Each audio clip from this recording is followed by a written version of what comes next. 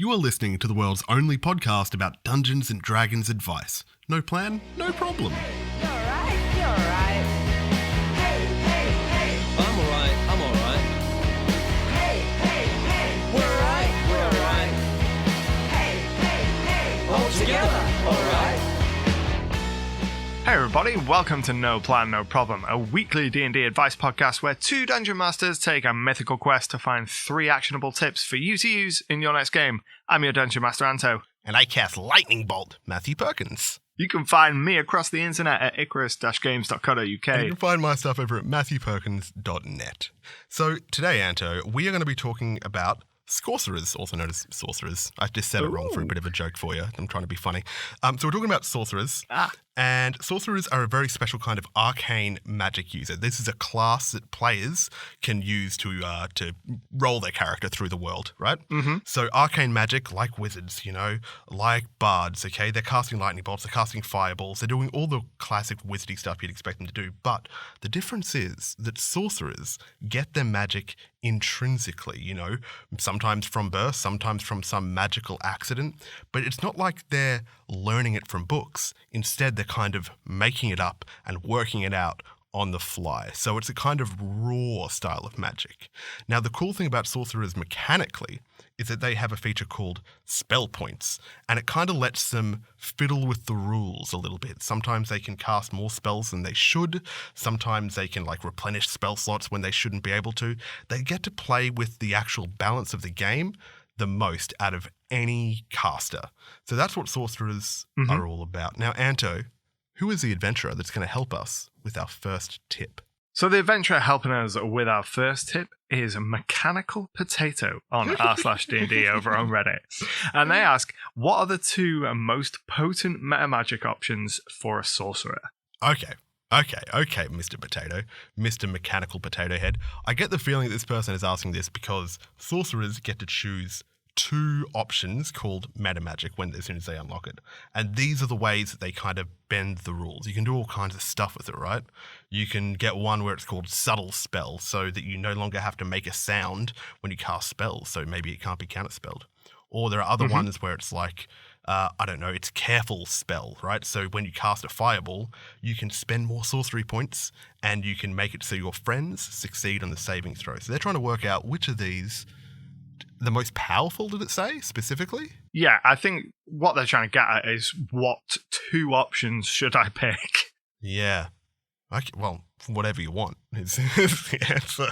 Well, yeah. End the podcast, we're done. It's because you get 2 choices of metamagic at 3rd level, and then you don't get your next one until 10th and 17th level.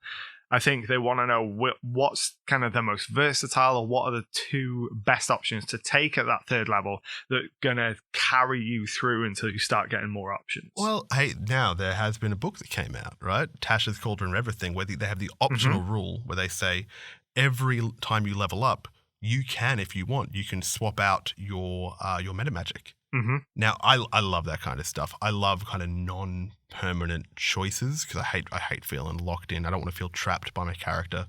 Yeah, I think that can I ask you a question? Sorry. Which do you think is the most powerful? Do you look at any of the metamagic options and go, well, hey now, slow down, Buttercup. That's a bit too much. I don't think any of them are necessarily too much. Okay. I think my favourite ones are Distant Spell, which allows you to double the range of the spell, or if it's got a touch range, you can give it a range of 30 feet. Yeah. Because I think that one of the things, when you're a caster, the majority of the time, you don't want to be near people. You don't want people touching you. And if you can extend some of those touch spells, which some of them are incredibly powerful and useful, and not have to get into melee range of a creature to use it, super handy. It's kind of like sometimes you play those video games, like those card games like Hearthstone or Slay the Spire or something, where the rules interact in really fun ways, and eventually you get a combo where you're like, oh, this is actually broken because when I cast this spell, I'm casting this other spell infinitely, or some kind of crappy recursing thing. And I feel the same way about that particular option, which lets you extend the range of a touch spell, because touch spells were designed to happen in melee. Exactly. So maybe when they're designing a touch spell, they go, well, there's a kind of risk reward. They have to get up close to touch, so we don't mind that it does 12,000 damage. But the sorcerer says, not anymore, my dude. I'm throwing hands and I'm touching it from far away. And it's like a wizard can cast touch spells without having to get close through their familiar. But the familiar is a fragile creature that will almost certainly die if it even takes a light breeze. Whereas a sorcerer with a distance spell doesn't have that kind of drawback. They can still cast those spells from a safe distance, and other than normal threat and normal damage that they would take anyway, they're not putting themselves in any more harm. Can you imagine if you're a guard at a castle, there's a pigeon flying towards you, like, oh, hey Billy, check out this pigeon. Oh, you landed on me. Hey, somebody draw a picture of this. Oh, this is crazy. Did it start electrocuting you? That would be horrifying. Just, you could never trust any small creature ever again. Yeah, and that guard just has a fear of pigeons now. Oh, no, not the pigeons. And then I think for my second choice, it's a tie. It would either be Quicken Spell, which allows you to cast any spell that has a casting time of 1 action as a bonus action. Yeah. Because that is super handy, speeding you up. Or Twin Spell, which allows you to cast any spell that normally only has 1 target and allow it to hit multiple targets. What I notice about both those choices is that they are, and I know I probably did ask you specifically, what's the most powerful one? But those are powerful, and those are the things that I'd gravitate towards as well. But I think a lot of the things that sorcerers can choose are based around combat power for their Metamagic. Like, there's not a lot of kind of interesting flavor ones. Remember when we talked about feats and we said, some make you good in combat and some make you whatever, and some are just like utility silliness. And we were both saying, we liked the utility silliness ones. You don't have a lot of those options for a sorcerer. I think the reason for that is because Metamagic and sorcery points are a core part of the class. They probably designed it with the intention that we don't want anyone to ever feel like they've made a bad choice when they've chosen one. They might have been able to choose a Metamagic that would have been more advantageous, but we don't want any options on there that someone can look at and go, I'm definitely not going to be able to use that. Yeah, I think you're right. Like, it's kind of, they made everything good and everything viable in combat. Like some of the Warlock. What's up, guys? I'm the Warlock. The Warlock, a lot of their invocations that they can pick, some of them are actually outright useless, but they do that thing where they lean into the utility. So I really like that there. Mm-hmm. But Sorcerer, they've gone a different route. here's my take. I think that Sorcerers are made for power gamers. And I'm not even saying that as a dirty word. Not saying that as a pejorative here. It's okay to be a power gamer. But I think if you wanted to power game, you would pick like a cross-class between a Sorcerer and a Paladin, right? That definitely feels like it could be the case, because the way in which the Metamagic can kind of interact with itself and with other spells and mutate the spells, that rewards the kind of player that is willing to sit there and go, right, okay, if I cast this and then I mutate it with my Metamagic in this way this turn, that allows me to do X next turn and just win. Yeah. And it rewards that kind of really knowing how your spells interact, really knowing what the capabilities and limits of your class are, and then putting all the pieces in place to get that got you moment, where you're like, right, okay, I've looked like I've been doing nothing this whole fight, and now I'm going to do this one thing and it's all going to come off. Yeah, it's definitely the most anime of the classes, in the sense that it's like a real Yu-Gi-Oh gotcha, and now you've activated my trap card, and then you just cast like, I don't know, a subtle meta magic. You do something. Here's the thing about sorcerers. You do so many things with so much math that you just start saying what you do during a turn, and then everybody kind of stops listening. But at the end, you just tell the dungeon master how many of his creatures are dead. They're like They're like if a monk was a caster. Their turns take forever. It's very complicated, and nobody knows exactly what happens. It turns you into it can turn a character into a bit of a glass cannon. I know that the sorcerer that we've got in our current party A lot of the time, she won't do a huge amount of damage, but when she does damage, she does big damage. Big money, big damage. I'm a fan of that. Well, that seems to be the focus of the sorcerer. So let's try and work towards a tip here, solution for our mechanical potatoey friend. Mm-hmm. Which ones should you pick? Which ones are good to pick? They're all good. They're all good, and they're all going to make you more deadly in different circumstances. So if I would try and give a tip to this, I would say you can't go wrong. So just pick the two that fit best into the way you want your character to work. I think that there are some of them that lend themselves more to the utility spells, for sure. I think the extend spell, which extends the duration of a spell that's longer than 1 minute, it will double it. I don't think that's super useful in combat because it's not very often combat lasts for more than a minute. So that to me says, right, that's something you use on a utility spell. Same with subtle spell, that you don't have to use verbal or semantic components. So that's probably going to be more useful outside of a combat encounter when you're trying to cast a spell without being seen. So for me, it'd be a case of, do you want to do more utility or more damage? And then make sure you're picking the metamagic that fits into that, rather than splitting it between and not being very good at either. That's way better advice than what I said, because what I said was just, can't go wrong, do whatever you want. We're doing an advice show. I should probably try and think harder, use the old brainerino. Hey, yeah, I think that should be the tip. Well done, Anto. Should we roll for promotion? Let's do this. If you want to support us over at No Plan, No Problem, that's the podcast you're listening to right now, then all you have to do is click like or upvote or follow on whichever podcast platform you prefer to listen on.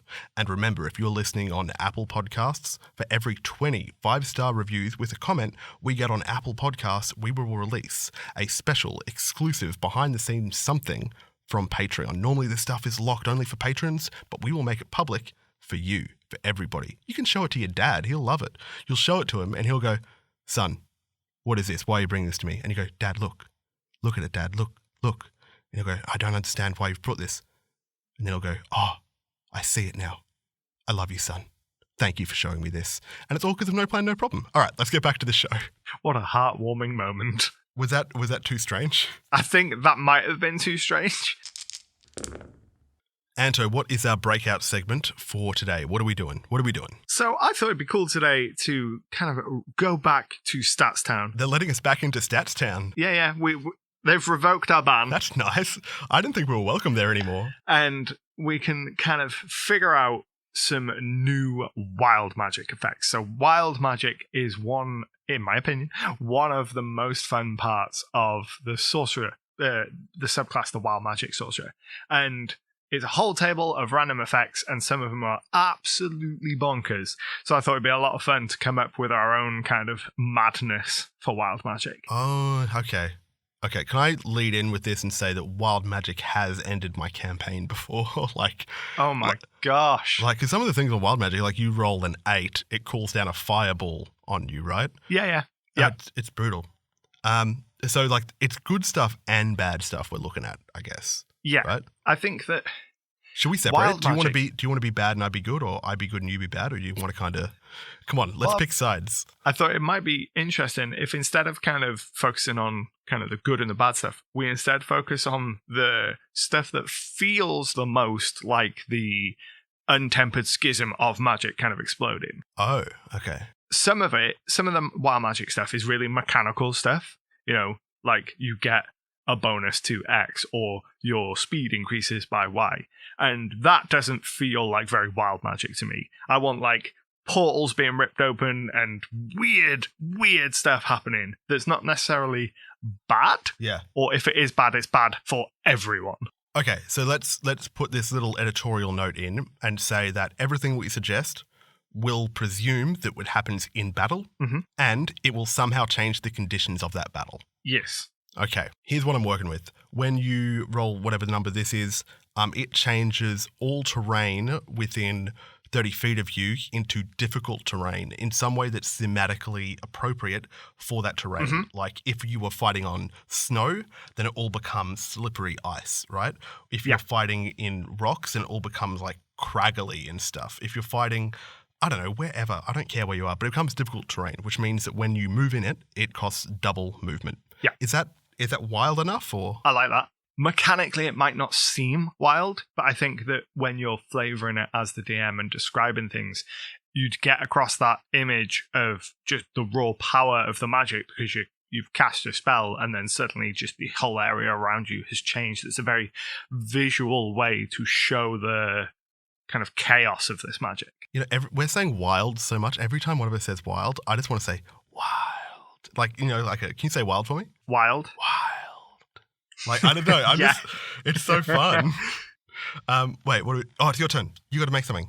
So one thing I want to see is kind of a thinning of the walls between kind of dimensions. So there's a few examples in the Wild Magic table of you kind of summoning really boring creatures.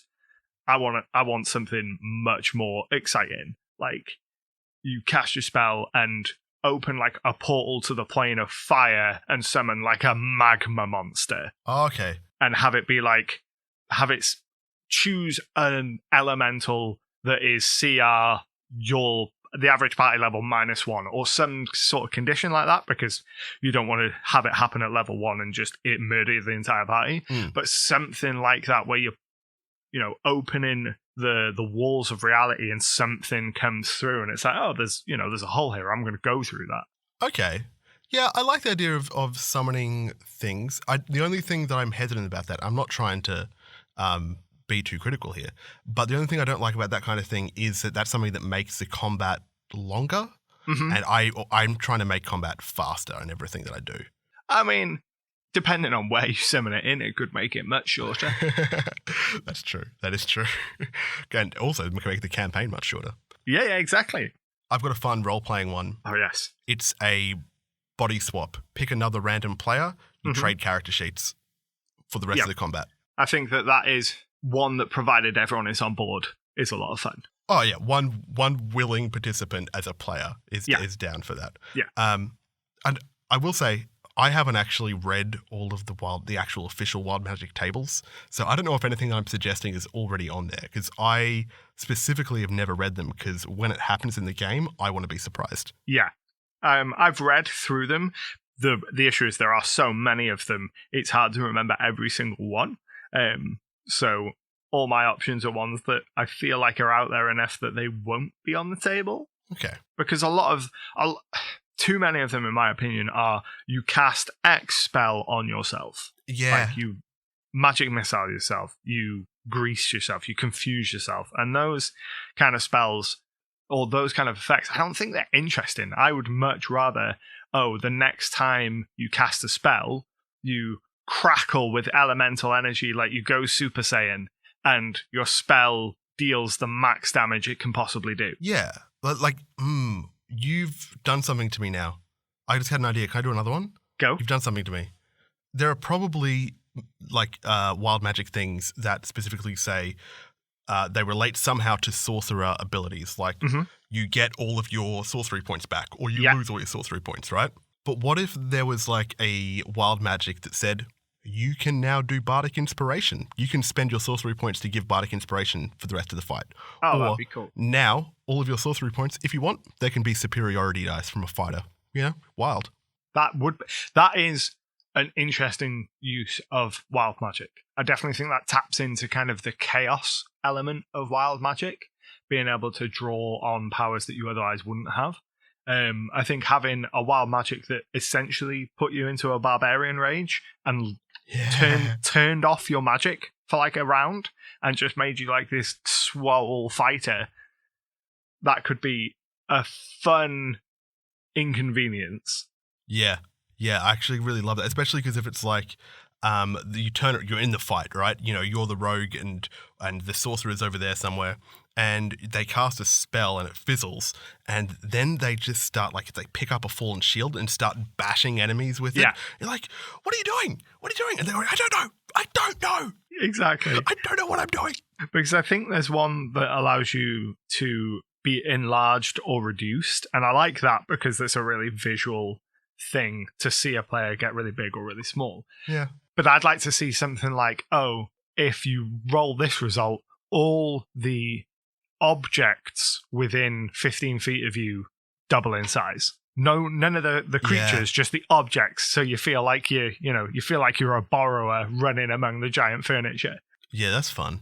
That actually would be really cool. Because then if you've got certain elements in the terrain, that could have disastrous consequences. Like if you've got a fire pit that just suddenly doubles in size, or you had a water tank and the tank suddenly reduced, the water would still be there, so you've just flooded the battlefield and that kind of stuff. I think every option should be interesting. Yeah. Like there shouldn't be anything on the table that if you roll it, you go, and I feel like casting Fireball in these spells is kind of like we lose. I did a bad job.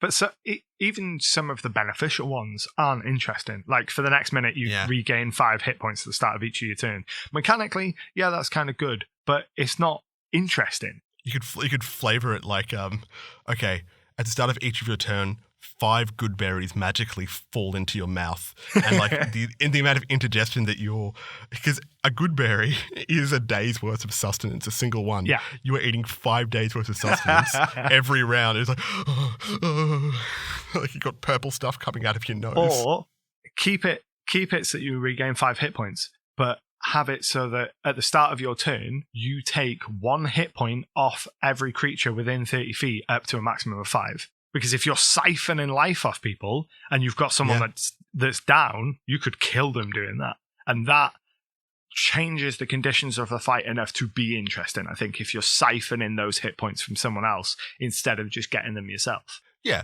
I think we've actually arrived at the tip here. Did you say the last one? I tried to say it, but I messed up. So I'm going to try this one. Are you ready? Okay, hope I get it in one here. The tip is, with wild magic, be interesting. Perfect. Wait, is that really perfect? Really? You're just saying that? I mean, it distills the essence of that conversation into a sentence. Okay. Well, Okay, so that's it. We're gonna move on from this one. We're going on to the next. I feel like you're not happy about that. No, it's just like I thought that like you were gonna you were gonna make it more eloquent. But actually, you thought I was gonna take the tip and then redo the tip? Well, yeah. Look, I'm not accusing you of anything because frankly, I do that a lot more often than you do that. But I thought, do you know what? Let's just move on to the podcast. Hey, I love you. Let's move on. The adventurer helping us with our third and final tip for the episode is Atama Jackie from RD&D Next. And they ask, what further Sorcerer Origins do we need? Anto, what's a Sorcerer Origin? Fill me in. So the Sorcerer Origin is the subclass for the Sorcerer. The Sorcerer draws their power from their bloodline. They are an innate caster. The magic is within them all along, and they get that from one of their ancestors down their bloodline. So the Sorcerer's Origin is where that magic comes from down their family tree, essentially.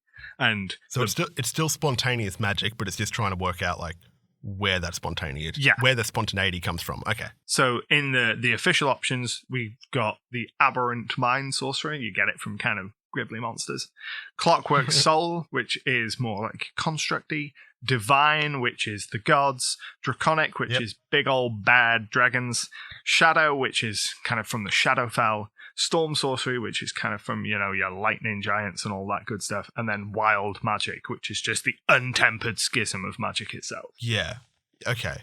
What I noticed when I was reading through all of these is that a lot of them, like maybe 4 of them, just kind of turn the sorcerer into a different class a little bit. Like the one that's divine just kind of turns the sorcerer into a combination of a bard and a cleric somehow, where it's like lucky, but you're also a little bit healy.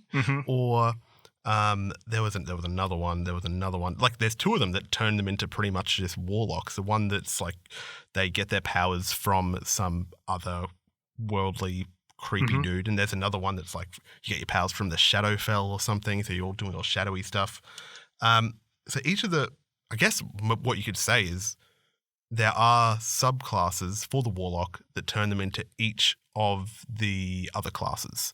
So like maybe we just need one that turns him into a fighter, one that turns him into a barbarian, one that turns him into a whatever else, an artificer. I think that is applicable for a couple of them, but I don't think it applies across the board. I think that one thing I was noticing was that as you look through them, a lot of them are pulled from creature types. So you are descended from a dragon type creature, a construct type creature. So perhaps one of the ways that we could approach this is filling in those gaps for creature types. Immediately, where's the undead origin? Where's the vampire daddy? Yeah.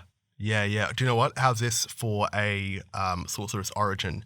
You got your powers when your character was brought back from the dead.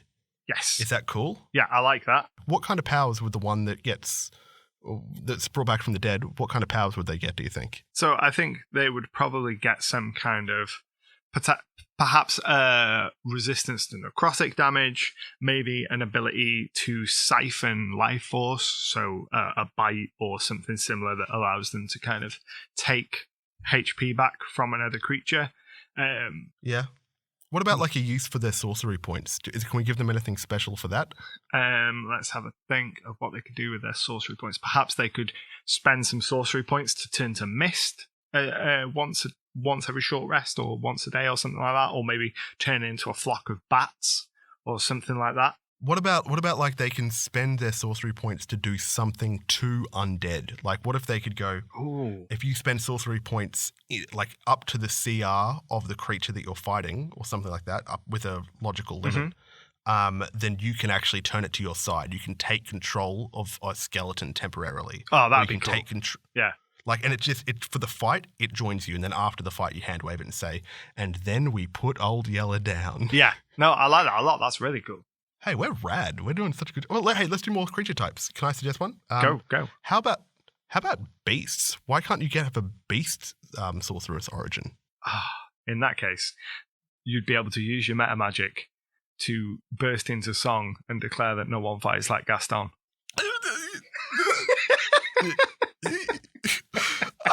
I love Gaston. He's such a good character. That's so fun. But no, yeah. Beast Origin would be really cool. Yeah, that would be cool. Like, where do you think you could get your powers from if you were a beast? I mean, boy, I think that it never benefits you too much to go too in depth as to where in your bloodline you get these from, because then you have to start thinking of the mechanics of how did this dragon end up becoming part of my heritage. No, let's do it loose. Let's do it blue sky. There are no wrong answers. Well, there's one wrong answer. We're not going to talk about it. Yeah, but I think a polymorphed beast is a potential option. Or a cursed beast. There's lots of curses and magical effects that continue into a kind of beastie creature that could work. I think a cool option for the Metamagic for that would be to give you some kind of beast form. So similar to the barbarian path of the beast, you spend a few sorcery points and you can like grow claws or a tail or gain a bite attack to kind of help you in close combat. Yeah, that's pretty cool. And you also said that you could use them to like transform into stuff, right? Yeah. Or transform other stuff. Yeah, being able to spend some sorcery points to turn into an aspect. Say the beast that you descended from is a werewolf. Being able to use some sorcery points to kind of polymorph yourself into a wolf for a short period of time could be useful. Oh, okay. Yeah, I got something from that. If your ancestor was a werewolf or something like that, what if you could spend a sorcery point every long rest to silver a weapon for a day? Oh, that'd be cool. Yeah, that's juicy. I like that. Because you get a lot of hyper-specific subclasses lean really well into specific stories. And if you're doing a werewolf story, well, this would be rad. Yeah, I like that a lot. Oh, dude, I'm killing it. Okay, now where else can we get one? Come on, you hit me. Let's think of other creature types. The ooze origin. No, I don't want to do slime boys. You're not here for slimy boys. I don't want to do... Well, I don't... It's just a bit icky. We can. Okay, how badly do you want to do Slime Boys? I mean, I don't.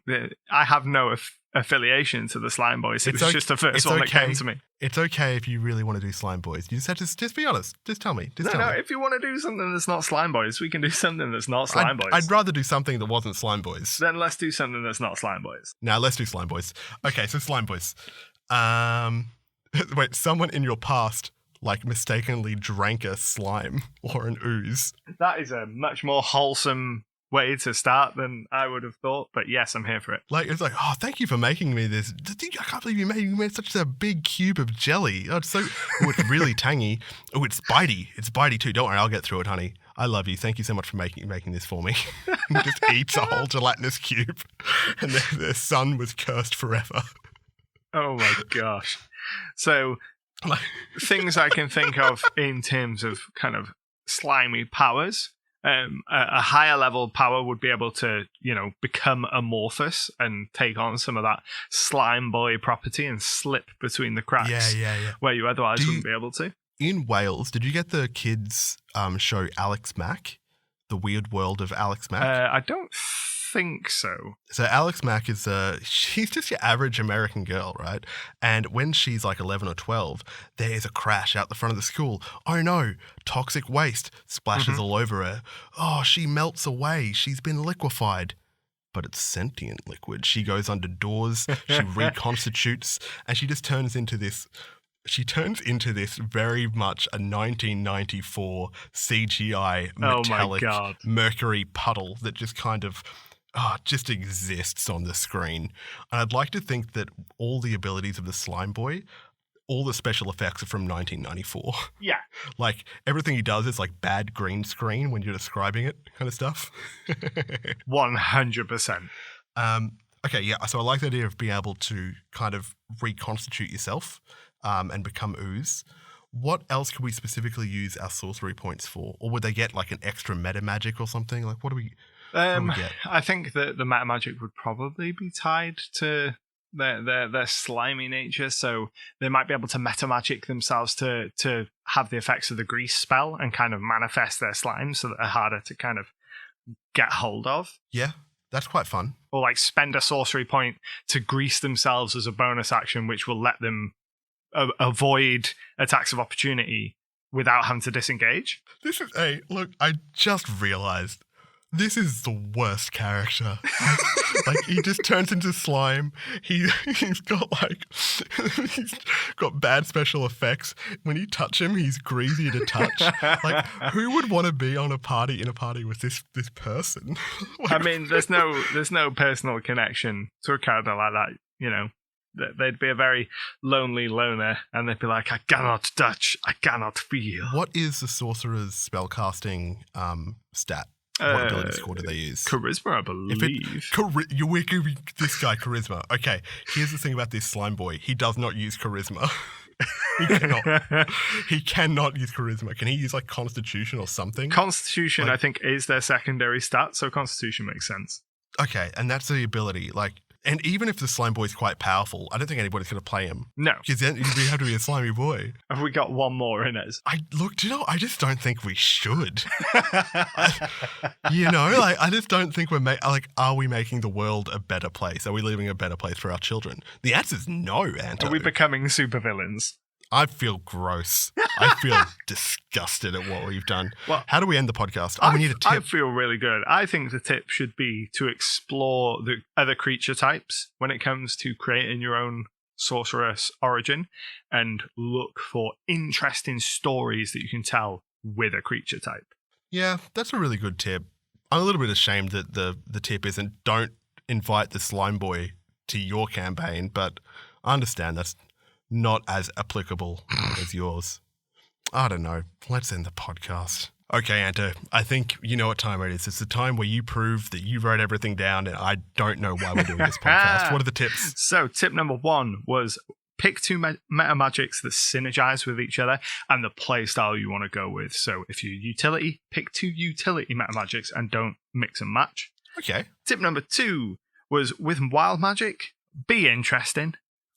That's very succinct. Well, who thought of that one? That's good. And tip 3 was look for interesting creature types to turn into Sorcerer's Origins to tell a really strong story with it. Yeah, don't do Slime Boy. Yeah, not Slime Boy. Don't do the Slime Boy. Okay. Well, this has been super fun. Hey, if you're listening to this and you think that we missed anything particularly about Sorcerers, then hey, just leave a comment on YouTube. We want to hear from you. And don't forget to click follow on your favorite podcasting app. So this has been No Plan, No Problem. My name is Matthew Perkins. You can find my stuff over at matthewperkins.net. And my name is Anto, and you can find my stuff at icarus-games.co.uk. The song that plays us out is called All Together by a band called House Hats. And we'll see you next time. This is No Plan, No Problem. Bye. I'm alright.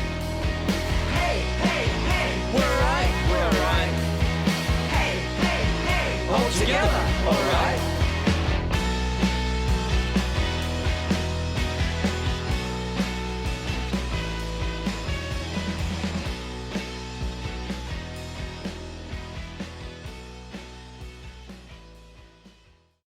I love the Slime Boy.